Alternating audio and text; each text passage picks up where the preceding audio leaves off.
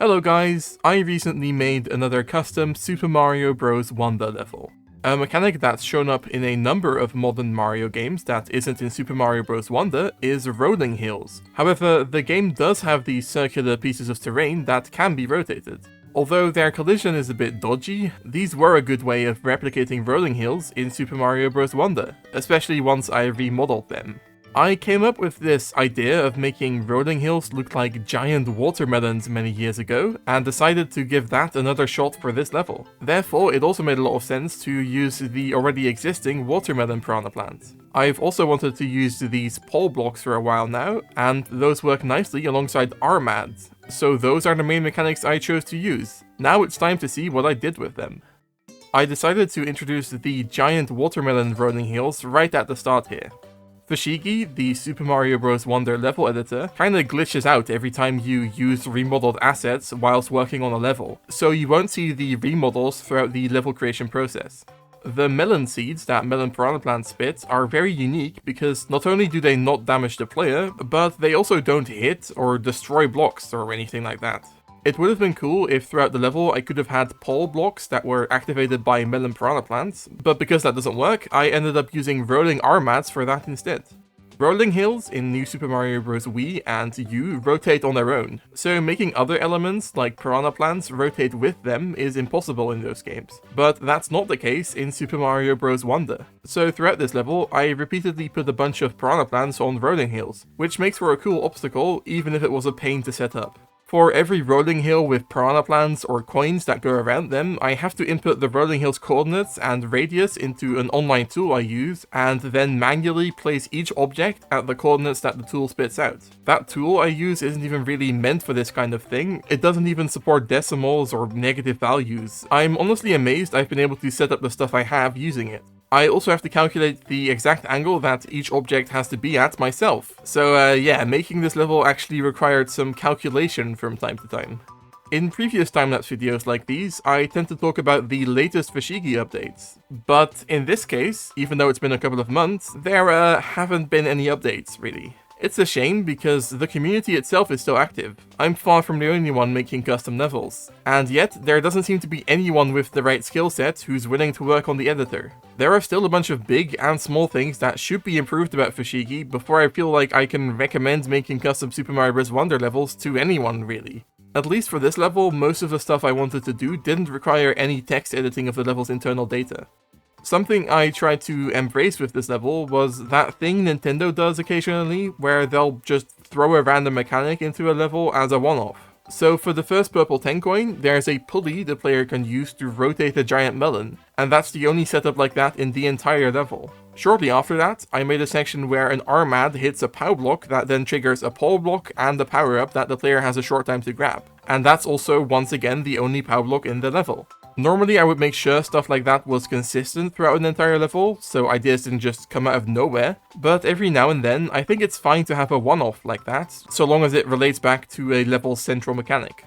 Most of my recent levels have had quite a bit of verticality, where sometimes the camera will scroll up or down for a small section before continuing horizontally. And although I did do a tiny bit of that in this level as well, this forest background I'm using barely goes up more than a few blocks above the screen border, so going any higher would look odd.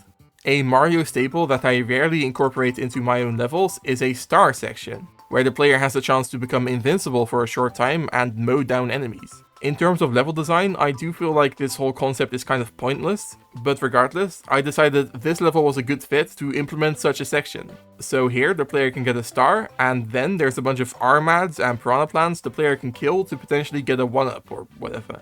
A cool feature that Super Mario Bros. Wonder took from Super Mario Run is that the Starman power-up now also makes the player attract coins, so I included coins along the watermelons above the player here. Having Armads roll across the giant watermelon seemed like a good idea at first, and there is some of that in this section. However, there is a bit of a problem with that sometimes. Like I mentioned earlier, the collision of the rolling hills is a bit odd, because it's not perfectly circular. So sometimes the Armads will roll into the flat side of the collision and act as if they've hit a wall. This is one of those things where the cool factor of having these giant watermelon rolling hills outweighs the jankiness of them, I guess, because I think the inconsistent collision is worth it. So you know the horizontal version of the climbable poles? Well, the top of those is actually solid, so throughout this level it wouldn't really make sense to put melon piranha plants above poles that the player could climb under. By the way, there is a special setting for the question mark block here that only gives the player a second star power up if they already got the first one.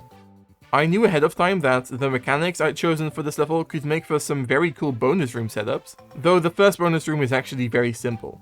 Something I didn't record, but that did take quite a bit of finagling, was setting up the treetop cloud background for this bonus section. This is actually my first slightly custom background I've made since my very first custom Super Mario Bros. Wonder level, but I'm definitely hoping to make more in the future. The watermelon seeds that the melon piranha plant spit move slightly slower than the player's speed in the air, which makes it pretty easy to jump on multiple seeds in a row to bridge large gaps. So that was the idea for this first bonus room section.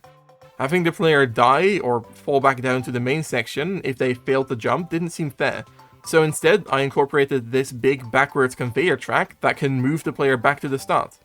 By the way, I even made it to where if you kill the melon piranha plant in this section, it'll just respawn from the pipe, so there really is no way to mess this section up permanently.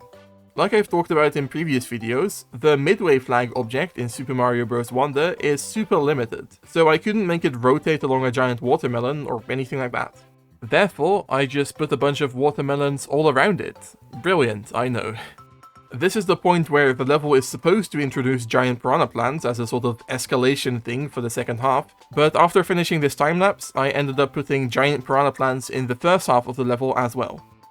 Something I can never quite figure out is whether I like it when objects float in my levels. Like, obviously all sorts of things float in Mario levels, coins and blocks and whatnot, and yet it would feel wrong to me to have these giant rotating melons actually float. So therefore, throughout this level, when I do have melons that don't touch one of the screen borders or terrain, I make sure to have background tiles that look like they're sort of supporting the giant melon.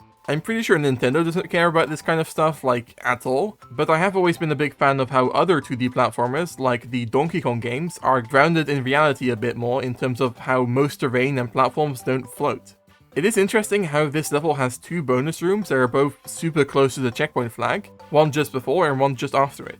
I've talked about this before in other videos, but this kind of weird structural stuff to do with collectibles and secrets is mostly a result of how Super Mario Bros. Wonder levels tend to be split up kind of awkwardly due to the Wonder effect.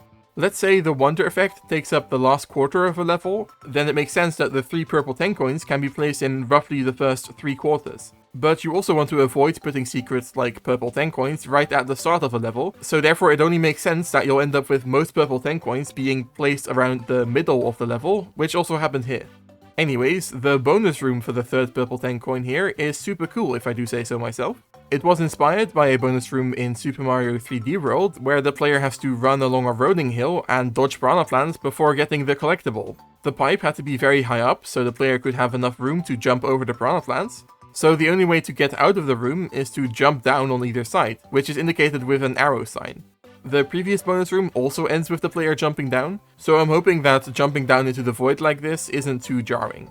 As you might have seen earlier, I had the star power-up hidden in one of those 3-hit bubble things, but I actually went back and changed that in favor of putting one of those bubble things here.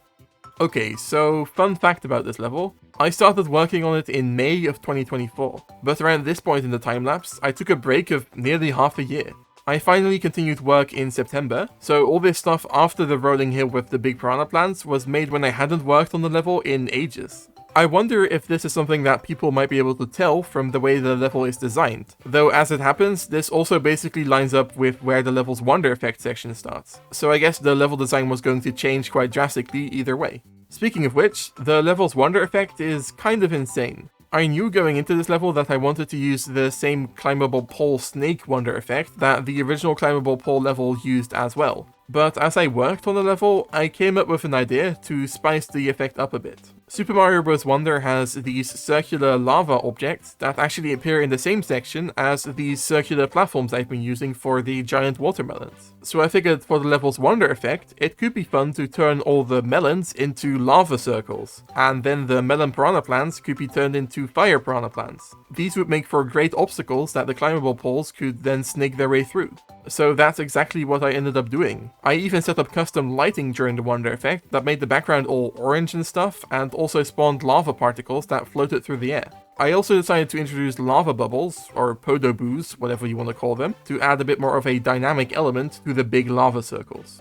So yeah, that whole using random one-off mechanics thing I talked about earlier is also very applicable to this wonder effect. Because normally I would never dare to suddenly introduce a whole new set of enemies and mechanics 3/4 of the way through a level. But yeah, I do still feel a bit odd about the whole thing, since the whole lava aspect of the level comes completely out of nowhere. But then again, some of the best wonder effects in the original game also have nothing to do with anything really. And I did end up sort of foreshadowing the effect by calling the level Melon Meltdown, with the meltdown part specifically referring to the wonder effect. The thing that I am probably proudest of when it comes to this wonder effect is how well the section plays even if you don't trigger the wonder flower.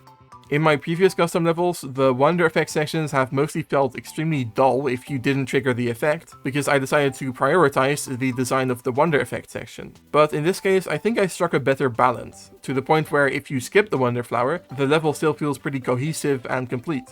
Something cool I discovered about podoboos is that in this game, not only can they fall at any angle, so not just up or down, but they can also be rotated around a specific point. This meant that for the later parts of this wonder effect, I ended up having groups of podoboos basically orbiting around the lava circles as if they were asteroids orbiting a star.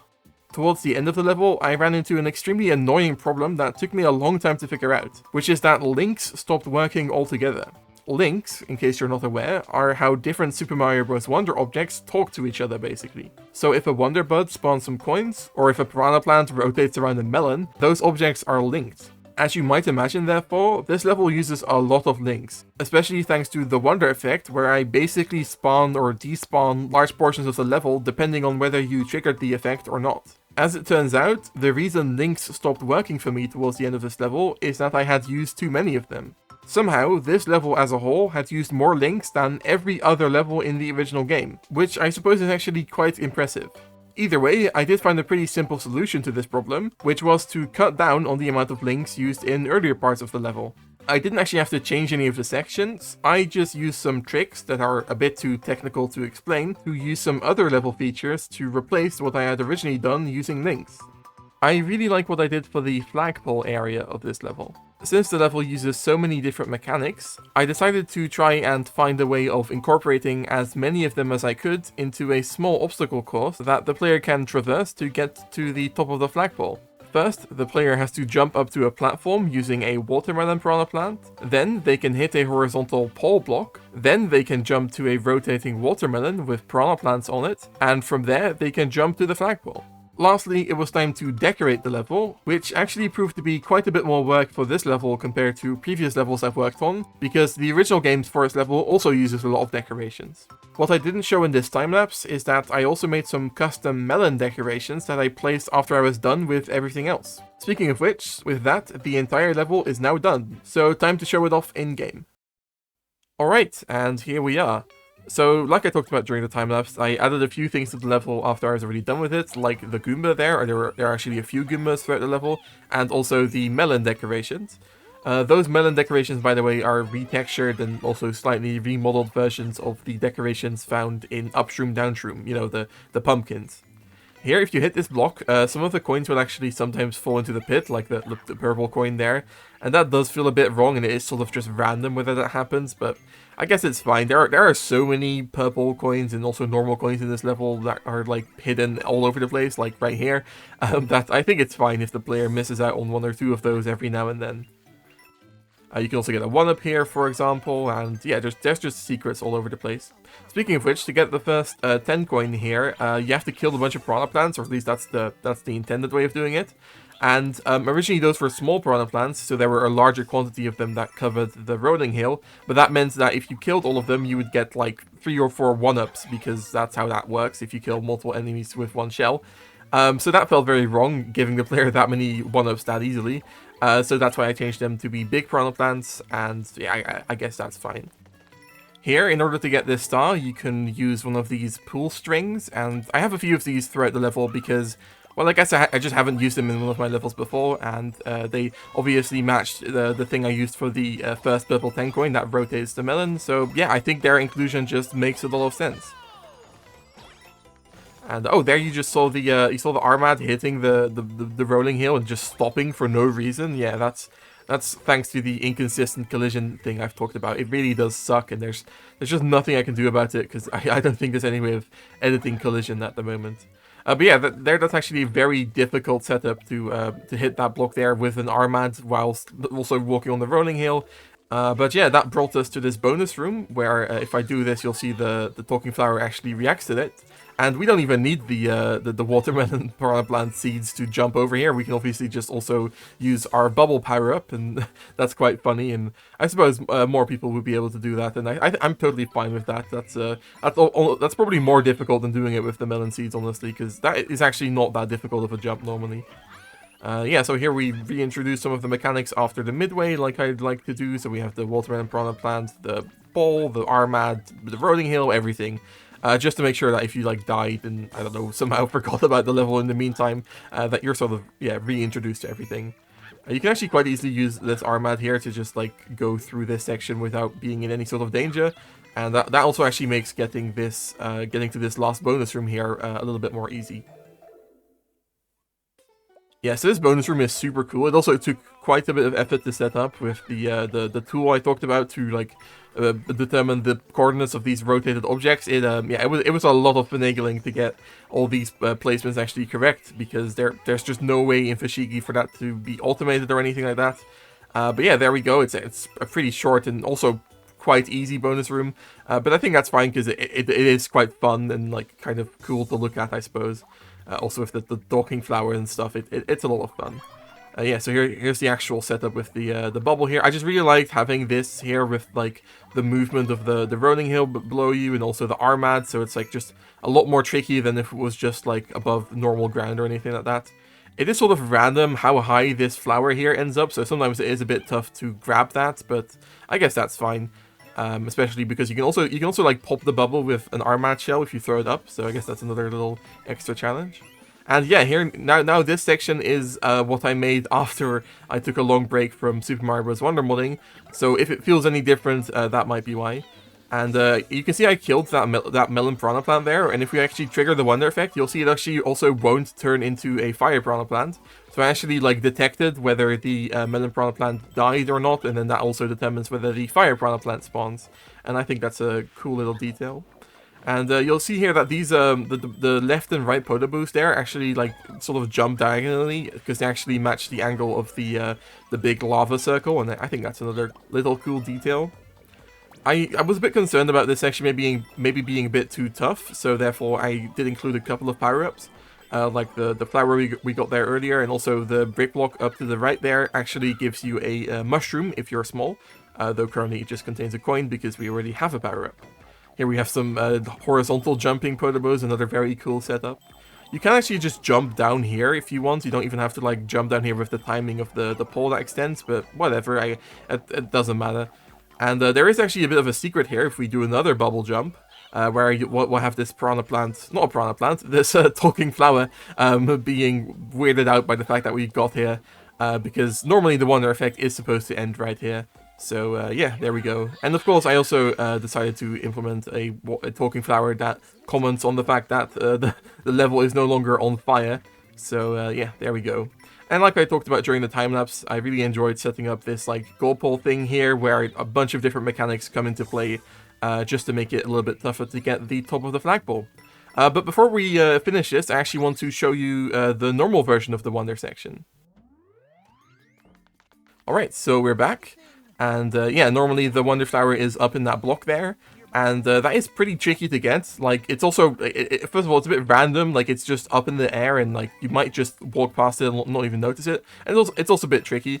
So therefore, I can imagine a lot of people might play this level without getting the wonder flower. And so therefore, and also just because it felt good, I decided to yeah, really spend some effort trying to make this section here feel pretty natural and not just like sort of empty and boring like some of the non-wonder sections in the original game and also in my custom levels can be. And I think I succeeded. As you can see, all the rolling hills here, all the melons are all in the same position as the lava circles during the wonder effect, and that's another nice little detail. You'll notice these giant piranha plants here. These actually don't spawn even if you finish the Wonder Effect, because there would be a bit of a mean threat to just throw giant piranha plants in your face after you just finished the Wonder Effect, I felt. So yeah, that's why I excluded those. But yeah, I guess with that, we're done with this video and with the level and everything. So if you liked the video, make sure to leave a like and maybe consider subscribing or whatever. I don't care. Actually, I do care. Please do subscribe. And maybe also check out the Wonderland Discord server linked in the description. Thank you guys so much for watching, and bye-bye!